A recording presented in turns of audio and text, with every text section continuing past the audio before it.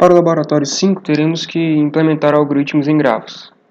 Esses algoritmos irão ser a rota mínima, que será o algoritmo de Dijkstra, e os trajetos fechados, que será uma variante de Tarjan de busca em profundidade. Alguns pré-requisitos da estrutura de dados que o laboratório pede, a padronização da saída, e temos como objetivo ler um arquivo de entrada que contém o número de casos, o número de nomes de aeroporto, o número de arcos e as perguntas do trajeto mínimo. No caso, vão ser 6 aeroportos e 8 arcos entre esses 6 aeroportos. E 4 perguntas de trajeto mínimo, 34, 23, 55 e 02.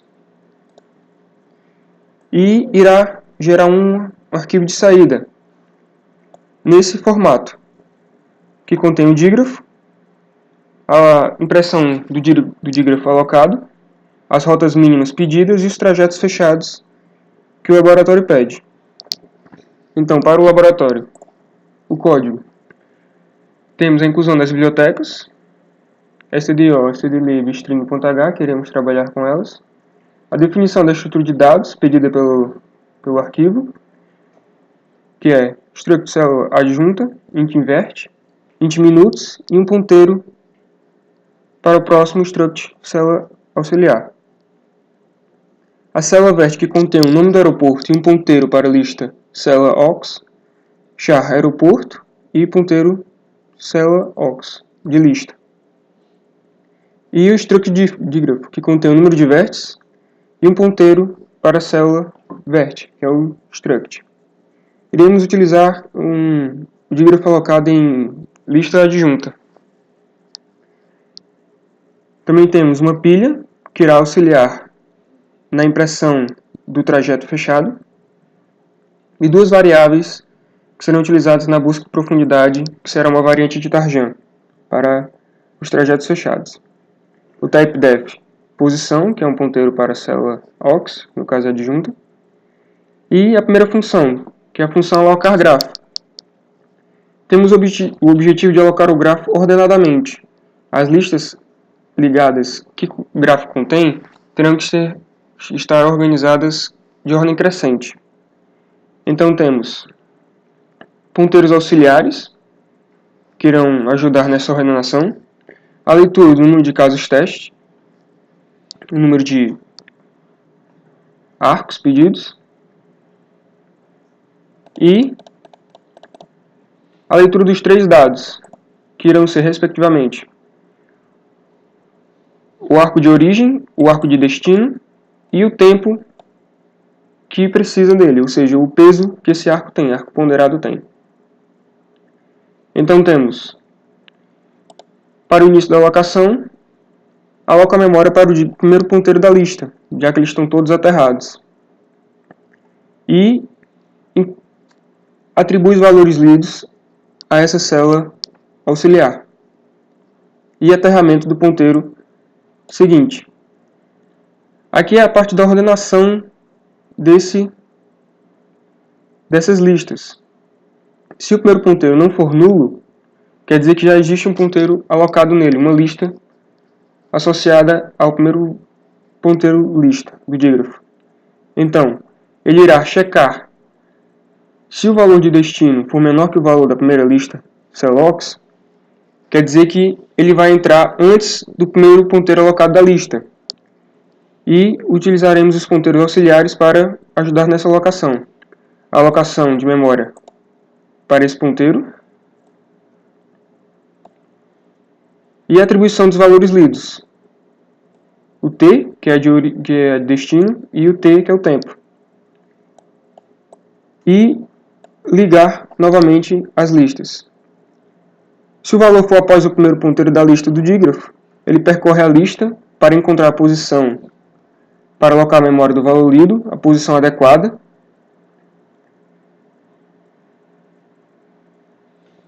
em que o P1 guarda o local da memória para a lista posterior ao local da alocação de memória para o ponteiro P2, P2 será o ponteiro que iremos alocar à memória e atribuir o valor lido, que será o local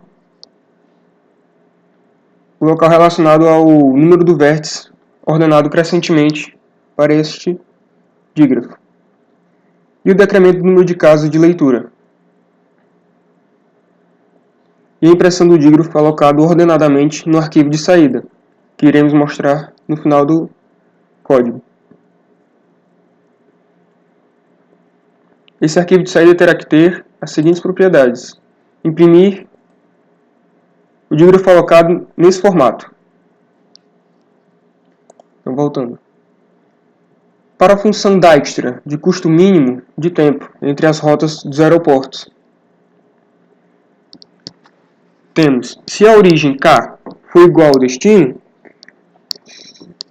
print no arquivo de saída 0 minutos e retorna a função, não há necessidade de continuar nela. O ponteiro P e inteiros auxiliares para o mínimo e o tempo requerido dele. O ponteiro prev guarda o caminho de tempo mínimo entre os vértices e o ponteiro rota guarda o caminho ordenado. E a declaração do vetor bool flag para indicar se o vértice foi marcado ou não. A alocação de memória correspondente para cada desses vetores. E a atribuição dos caminhos do vetor dist como infinito, que no caso vai ser esse valor. O flag como false, ou seja, ele não foi marcado. E o vetor prev rota como 0. O vetor prev vai guardar o caminho caminho entre os vértices de rota mínima. E a rota irá ordená-los na forma requerida pelo arquivo de saída. A atribuição como dist de origem como 0, já que ele está na mesma origem. E o algoritmo para alocar o vetor dist. Inicialmente temos o mínimo como 1, guarda o índice de menor dist.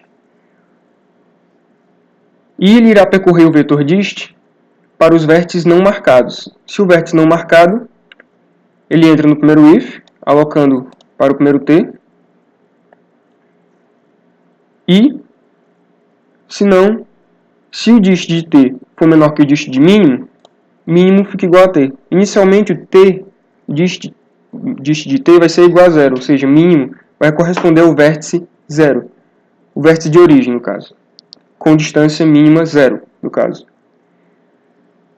E o algoritmo para alocar o tempo.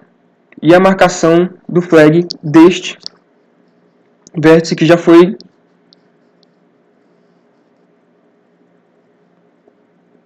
entrou nesse while. No caso, iremos percorrer o ponteiro alocado para o vértice mínimo, ou seja, as listas associadas a ele. E se a distância de mínimo mais o custo do vértice até o próximo ligado a ele for menor que o dist de destino, que no caso vai ser inicialmente o valor que atribuímos inicialmente, ele irá alocar a distância como a distância de mínimo mais o custo de tempo desse vértice. E a marcação do caminho do vetor prev para indicar o caminho entre os vértices. O prev até o pervértice vai ser o mínimo. Com isso, iremos alocar a distância do vetor de origem aos demais vértices do dígrafo. Se o destino não for possível, quer dizer que não foi alocado um outro valor para o valor inicial da distância, ou seja, ele não é alcançado. Iremos imprimir no arquivo de saída não há voos para esse vértice. E retorna a função. O vetor rota indica o caminho entre a origem e o destino ordenadamente, ou seja, requerido no arquivo de saída que iremos fazer no final. Então, a alocação do vetor rota como caminho entre os vértices. E a impressão do vetor rota do final até o inicial dele. E a impressão do arquivo de vértice de origem, como no caso mostrado aqui. Das rotas mínimas do vértice 3 a 4, indica o caminho, que vai estar contido no vetor rota, 31524, e o tempo da distância associada ao vetor 4, da distância, de índice 4. A função rota mínima, que irá auxiliar a função Dijkstra. Alguns inteiros auxiliares. E a leitura do número de casos teste, no caso. E a leitura dos valores pedidos, de vértice de origem e vértice de destino. E a chamada da função para custo mínimo, Dijkstra, em que irá mandar o dígrafo G, a origem K, o destino I dos vértices, e a saída do arquivo, e o decremento do número de casos. Teremos a função para encontrar os componentes fechados, os ciclos fechados desse dígrafo, a função closed_component, que temos a função para encontrar os ciclos do dígrafo G, que agora iremos usar a pilha P, declarada inicialmente. Inicialmente ela aponta para o nulo, e o uso dos inteiros A e B, como iniciais 0. Queremos marcar o dígrafo, utilizando uma variante de Tarjan com busca em profundidade. Teremos a atribuição dos vetores exploração e complementar inicia com 0, ou seja, eles não são marcados, são pedidos pelo algoritmo de Tarjan. E se o vértice não for explorado, ou seja, a exploração do vértice igual a 0, ele chama a função busca em profundidade, mandando o dígrafo G, o vértice, o arquivo de saída e os dois ponteiros de exploração junto com a pilha e um inteiro auxiliar. Então temos a função DFS, que é busca em profundidade. A função DFS para alocar na pilha os vértices do trajeto fechado. Se no trajeto fechado a pilha estiver nula, quer dizer que não existem trajetos fechados no dígrafo. Então temos, para o vértice T mandado da função, o incremento do índice A, ou seja, quer dizer que ele já foi marcado, a pilha para marcar o percurso, e uma pilha auxiliar para ordenar a pilha na ordem pedida pelo arquivo de saída. O ponteiro caminho e o inteiro x, que são variáveis auxiliares. A alocação de memória da pilha, que vai ser uma lista ligada para marcar os vértices que contêm um circuito fechado, o ciclo fechado. A atribuição do vértice lido e do aterramento do próximo. Ou seja, toda vez que ele chama a função, o vértice não está marcado, ele vai alocar na pilha esse caminho e assim teremos o percurso do trajeto fechado, caso ele encontre na variante de Tarjan, que iremos ver em seguida. E uma variável que guarda o valor do número de vértices alocados na pilha, o inteiro K. Declaração da célula AUX para percorrer a lista dos vértices associados ao vértice G vértice T da lista, ou seja, para cada arco do vértice verifica se ele foi marcado. Então temos, se o complementar dele for igual a 0 e a exploração dele for menor que a exploração do vértice de origem, indica que a pilha contém um ciclo. E a verificação da flag de marcação, se ele não foi marcado, realiza a exploração desse vértice subsequente.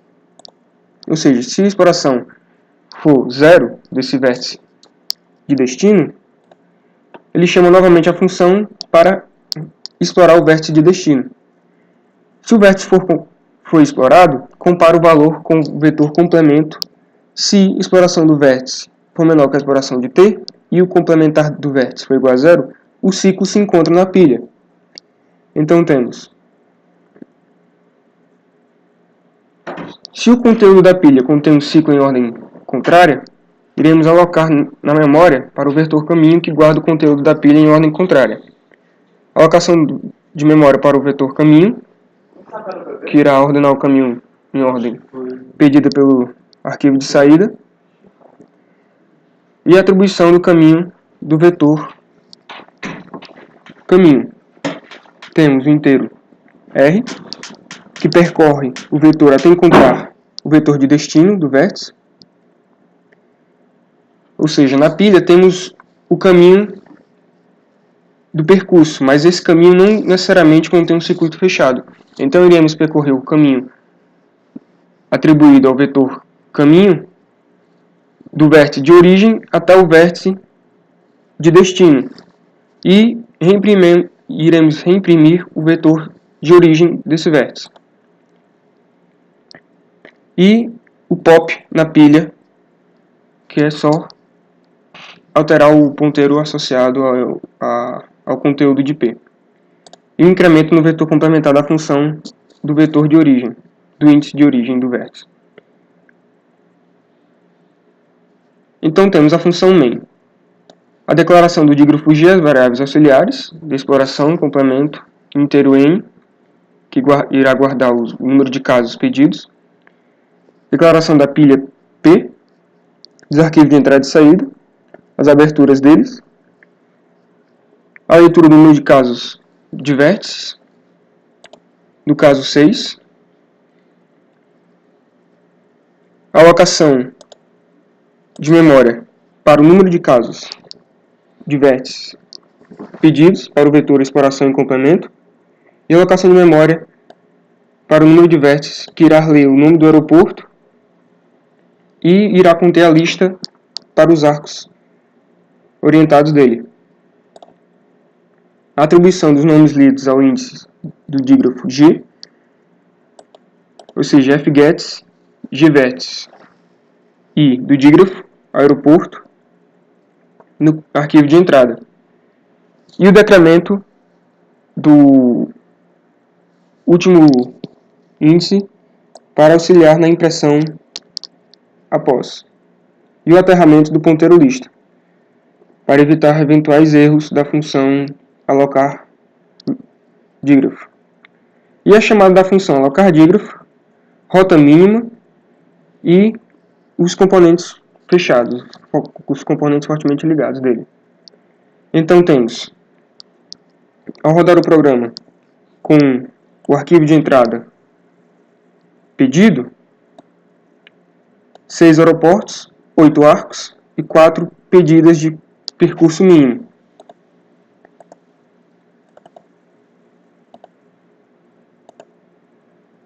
Temos a impressão do dígrafo lido, junto com os arcos, e o pedido das rotas mínimas entre 3 e 4, 3, 1, 5, 2, 4, e o tempo dele. De 2 a 3 não existem voos, de 5 a 5 é 0 minutos, de origem igual a destino, e de 0 a 2, 0, 1, 5, 2, 390 minutos. E os trajetos fechados encontrados pela função Closed Components. No caso teste temos a impressão do arquivo de saída, 3 e 4, 0, 1, 5, 2 e 4, sem voos, 0 minutos, 0, 1, 5, 2, 390 minutos, e os trajetos fechados encontrados nele, 0, 1, 0, 0, 1, 5, 2, 4, 0. Na pilha contém os vértices encontrados no percurso da função DFS, da busca em profundidade. Ou seja, iremos imprimir o vértice de origem até o vértice anterior ao retorno dele, 0 e 1, e a impressão do último vértice, do vértice de origem. O mesmo acontece com o caso seguinte. E é isso.